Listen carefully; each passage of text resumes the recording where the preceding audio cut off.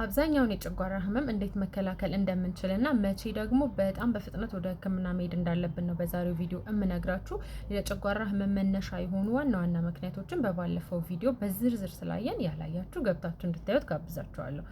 በባለፈው ቪዲዮ እንግዲህ እንዳወራ ነው በጨጓራ ህመምና በደህና በመሆን መካከል ያሉት ሁለት ዋና ዋና ነገሮች ጨጓራችን ውስጥ ያለው አሲድና እዛው ጨጓራችን ውስጥ ያለው እኛን ከአሲዱ የሚጠብቀን ሙከስ እንደሆነ አውርተናል አይደል?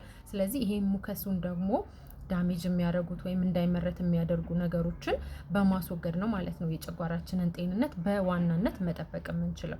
የመጀመሪያው ምንድነው? ኤች ፓይሎሪ የሚባለው ወይም ደግሞ የጨጓራ ባክቴሪያ የምትባሉት ሐኪም ቤት ስትሄዱ ዋናው እሱ ነው። ኦልሞስት በጥናት መሰረት 70% የሚሆን ኢትዮጵያዊ ይሄ ባክቴሪያ አለ ውስጡ ማለት ነው።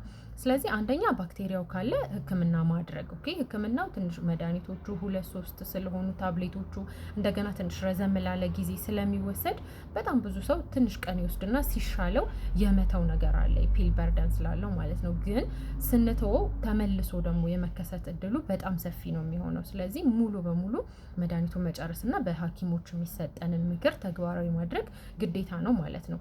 ሌላው ደግሞ ከሰው ሰው እንዳይተላለፍ ምን ማድረግ አለብን? ንጽህና ትልቁ ምክንያቱ ንጽህና ነው። ምግብ ከመመገባችን በፊት ከመጸዳጃ ቤት ስንወጣ ምግብ ኩክ ከማድረጋችን በፊት ያው የግል ንጽህና ግዴታ አስፈላጊ ነው ማለት ነው። እጃችንን በደንብ መታጠብ። ሁለተኛ ይሄ ማንኪያ፣ ሹካ፣ ኩባያ የመሳሰሉ ነገሮችን ሼር አለማድረግ። ሌላው ደግሞ ህፃናትን በተለይ አትሊስት ከአዲስ ኢንፌክሽን መጠበቅ እንችላለን። የሚበሉበትን ማንኪያ እነሱን በተለይ አንዳንዴ ስናጎርሳቸው እኛም በእነሱ ማንኪያ ምናምን እንመገባለን እና የህፃናትን በዚህ መከላከል እንችላለን ማለት ነው። ማንኪያቸው ለብቻ ነው መሆን ያለበት። አዳዲስ ኢንፌክሽኖች በዚህ መቀነስ ይቻላል ማለት ነው።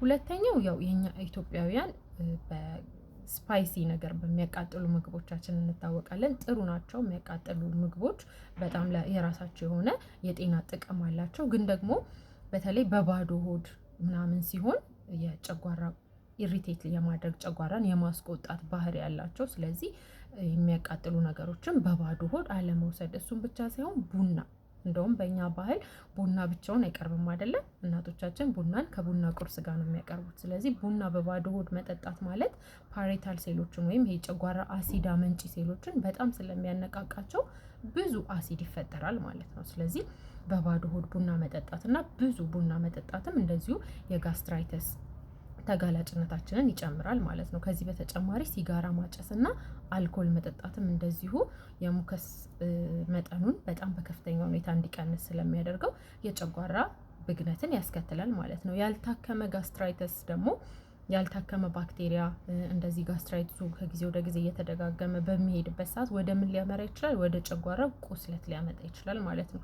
ይሄ በህክምና በሐኪም ቤት ሄዳችሁ በስነስርዓት ቁስለት መኖሩ ከታወቀ የሚሰጡ መድኃኒቶች አሉ። መድኃኒቶቹን እና የሐኪሞቻችሁን ምክር በአግባቡ እስከ መጨረሻው መከተል ይጠበቅባችኋል ማለት ነው። ሌላው ደግሞ ምንድነው? ይሄ ቃር ብለን ያልነው ማለት ነው። ቃር እንግዲህ ለምን እንደሚፈጠር ባለፈው አይተናል። ስለዚህ መፍትሄው ደግሞ ምንድነው? እኛ እንግዲህ ያው በባህላችን በጣም እየተጎራረስን ምን እያልን በጣም ብዙ ምግብ እንበላለን አይደለ? ግን ይሄ በጣም ስህተት ነው ማለት ነው። ለጨጓራችን ብቻ ሳይሆን ለአጠቃላይ ጤናችን በጣም በቂ የሆነ በጣም ጥግብ እስክንል ሳይሆን መብላት ያለብን እስከ በቂ ሌቭል ድረስ ወይም ደግሞ በትንሹ ነው መብላት ያለብን። ምክንያቱም ጨጓራችን የመለጠጥን ባህሪ ያለው እንደገና ደግሞ አሲዱን ያለ ቦታው እንግዲህ ጉሮሯችን ላይ ሲመጣ ነው ይሄ ቃር የሚፈጠረው። አሲዱን ወደ ላይ ይገፋዋል። እንዲሁም ደግሞ ከበላም በኋላ ወዲያውኑ ምንተኛ ከሆነ በተለይ አጌንስት ግራቪቲ ስለሚሆን አሲዱ ወደ ኋላ የመመለስ እድሉ በጣም ከፍተኛ ነው ማለት ነው የሚሆነው። ስለዚህ ቢያንስ የሚመከረው ሰው ምግብ ከበላ ከ2-3 ሰዓት በኋላ እንዲተኛ ነው። ከስንተኛም ደግሞ ትራስ ላይ ምናምን በመሆን ይሄን ነገር በጣም መቀነስ እንችላለን ማለት ነው። ሲጋራም እንደዚሁ ሲጋራ ማጨስ በቀጥታ በጉሮሯችንና በጨጓራችን መሀል ያለውን ቫልቭ ዳሜጅ ስለሚያደርገው ሲጋራና አልኮልም በጣም በከፍተኛ ሁኔታ ማቆም ይጠበቅብናል ማለት ነው። ነው በጣም በፍጥነት ወደ ሆስፒታል መሄድ ያለብን ወደሚለው ስንመጣ አንደኛ ደም የተቀላቀለበት ቮሚት ወይም ደግሞ ራሱ የጓጎለ ደም ወደ ላይ የሚለን ከሆነ፣ ሰገራችን ጥቁር ከሆነ፣ ጥቁር ሰገራ ማለት ውስጣችን የሚደማ ነገር እንዳለ ማመላከቻ ነው። ሶስተኛ ደግሞ በጣም ከፍተኛ የሆነ የሆድ የጀርባና ይሄ ትከሻችን አካባቢ የማቃጠልና የህመም ስሜት የሚሰማን ከሆነ ምናልባት ቁስለቱ በጣም ተቦርብሮ አልፎ ጨጓራችንን በስቶ ሊሆን ይችላል። ድንገተኛ የሆነ እንዲህ በጣም ኃይለኛ የጨጓራ ህመም ሆኖ ጥፍት ሲል እንደዛ አይነት ነገር ካለ፣ እንደገና ደግሞ ትኩሳት ካለን የጨጓራ ህመም ከትኩሳት ጋር የሚመጣ ከሆነ፣ ሆዳችን እንደዚህ ለመንካት እንኳን በሚያም ደረጃ ውጥር የሚልና ከፍተኛ ህመም ካለው፣ እነዚህ ምልክቶች ከታዩ ቆይ እስኪሻለኝ፣ ቆይ አንቲፔን ዛሬ ነገ ማለት የለብንም። ቶሎ ብለን ወደ ህክምና መሄድ አለብን ማለት ነው። ከዚህ በተጨማሪ ደግሞ ባለፈው ስለ አንቲፔንም እንደዚሁ አውርተናል። አንቲፔኖችንም በባዶ ሆድ አለመውሰድ፣ መውሰድ ግዴታ ከሆነ አንቲፔኖችን በባዶ ሆድ አለመውሰድ፣ የተወሰነ ምግብ በልተን መውሰድ ያስፈልጋል። ከተቻለ ግን አቮይድ ማድረግ ሞር የተሻለ ነው ማለት ነው።